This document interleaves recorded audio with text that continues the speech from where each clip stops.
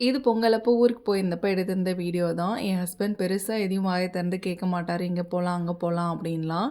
அன்னைக்கு அவருக்கு ரொம்ப போர் அடிச்சிருச்சு போல இருக்கு. அதனால எங்க பக்கத்துல ஏதாவது கோயிலுக்கு போயிட்டு வரலாம் அப்படின்னு சொல்லி கேட்டிருந்தாங்க. சரின்னு சொல்லிட்டு பக்கத்துல கடம்பூர் கோயில் இருந்தது. அதனால அங்கேயே கிளம்பி போயாச்சு. நாங்க எப்பவும் கோயிலுக்கு வர யூசுவல் ரூட்ல வந்திருந்தோம் அப்படின்னா, ஒரு 20 மினிட்ஸ்ல ரீச் ஆயிருந்திருப்போம். ஆனா வந்து என் ஹஸ்பண்ட் இந்த ஊரே சுத்தி காட்டுற மாதிரி, என் ஊரே எனக்கு திரும்ப திரும்ப சுத்தி காமிச்சிட்டு இருந்தாரு. அதனால கோயிலுக்கு வந்து க்ளோசிங் டைம் கிட்ட தான் வந்தோம். நல்ல வேளை கோயில் ஓப்பன்ல தான் இருந்துச்சு. அப்புறம் சாமி கும்பிட்டுட்டு, அங்க கொஞ்சம் நேரம் வீடியோ எடுத்துட்டு அப்புறம் வந்தாச்சு. அப்புறம் என் ஹஸ்பண்ட் சொன்னாரு, "பக்கத்துல வந்து கடம்பூர் மாளிகை இருக்கு. அங்க போய் பார்த்துட்டு போலாம்" அப்படின்னாரு. நான் அந்த ஊர்ல தான் இருந்தேன். அதெல்லாம் எனக்கு எதுவுமே தெரியாது. சரின்னு சொல்லி கூப்பிடுறாரேன்னு சொல்லிட்டு போனா, அங்க இது வந்து பேக் என்ட்ரன்ஸு.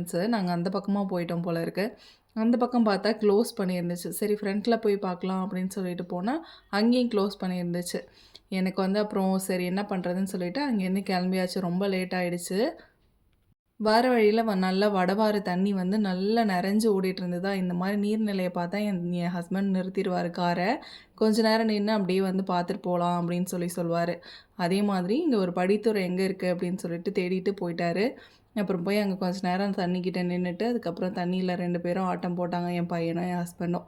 கொஞ்ச நேரம் அப்படியே தண்ணியில நின்னுட்டு, அதுக்கப்புறம் அங்கேருந்து கிளம்பியாச்சு.